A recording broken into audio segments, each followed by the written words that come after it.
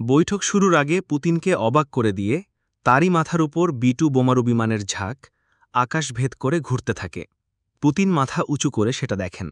বিশ্লেষকরা বলছেন, বৈঠকের আগে পুতিনকে ভয় দেখাতেই এমন আয়োজন ছিল ট্রাম্পের, কিন্তু পুতিনকে তাতেও কাবু করা যায়নি।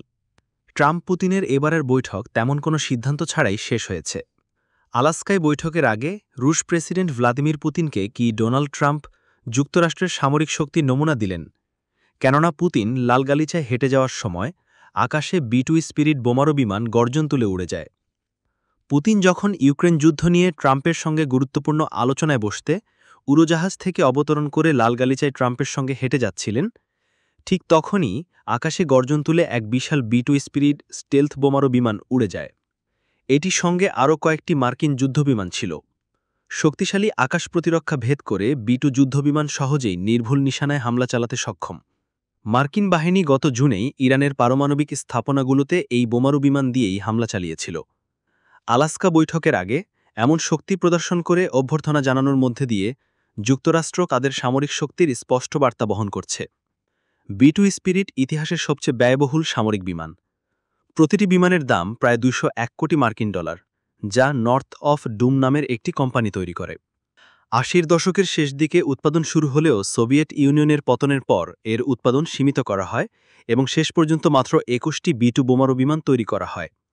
এই বোমারু বিমান একটানা ৬,০০০ নটিক্যাল মাইল ১১,১১২ কিলোমিটার উড়তে পারে।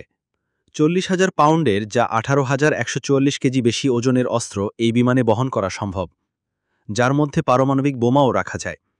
সর্বোচ্চ ১৬টি B-83 পারমাণবিক বোমা বহন করতে সক্ষম প্রতিটি বিমান। বিমানটির সর্বোচ্চ ক্ষমতা যেন অক্ষুণ্ণ থাকে তেমনভাবেই ভেতরে অস্ত্র রাখার জায়গা বানানো। এর ভেতরে বিশাল ৩০০ পাউন্ডের বাংকার বাস্টার বোমাও বহন করা যায়। B2 বিমান ভূগর্ভস্থ স্থাপনা ধ্বংসের জন্য ব্যবহার করা হয়।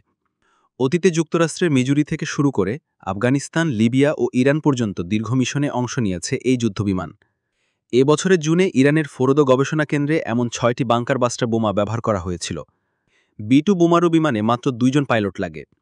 অল্প জনবলে আধুনিক অটোমেশন সিস্টেমে এই বিমান কার্যকরভাবে চালানো সম্ভব। বিমানটির গোপন প্রযুক্তি এমনভাবে তৈরি যে শত্রু রাডারে এটি কখনো ধরা পড়ে না। রাডারে B2 এর প্রতিচ্ছবি একটি ছোট্ট পাখির মতো, যা প্রায় অদৃশ্য। ২০২২ সালের ফেব্রুয়ারিতে রাশিয়া ইউক্রেন যুদ্ধ শুরু হয়।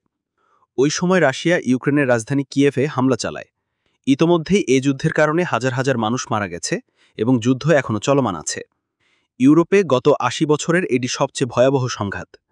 রাশিয়া ইউক্রেন যুদ্ধের অবসানের লক্ষ্যে আলাস্কায় ৩ ঘণ্টার বৈঠক শেষ করে যৌথ সংবাদ সম্মেলনে মার্কিন প্রেসিডেন্ট ডোনাল্ড ট্রাম্প বলেন, চুক্তি তখনই হবে যখন সত্যিকার অর্থেই চুক্তি হবে। এর মাধ্যমে ট্রাম্প আলোচনায় কোনো সিদ্ধান্তে পৌঁছাতে না পারার দিকেই স্পষ্ট ইঙ্গিত দিয়েছেন। যৌথ এই সংবাদ সম্মেলনে রাশিয়ার প্রেসিডেন্ট পুতিন বলেছেন, ইউক্রেন যুদ্ধ বন্ধ হোক তা তিনিও আন্তরিকভাবে চান। একই সাথে তিনি বলেছেন, যুদ্ধ বন্ধের জন্য এই যুদ্ধের মূল কারণগুলো নিরসন করতে হবে। আলাস্কার বৈঠক শেষে যৌথ সংবাদ সম্মেলনে ট্রাম্প শীঘ্রই আবার দেখা করার কথা বললে পুতিন তাকে ইংরেজি বাক্য ব্যবহার করে পরেরবার বৈঠকে মস্কোতে আমন্ত্রণ জানান। ট্রাম্পকে কি দেখানোর জন্য রাশিয়া ডাকছেন পুতিন?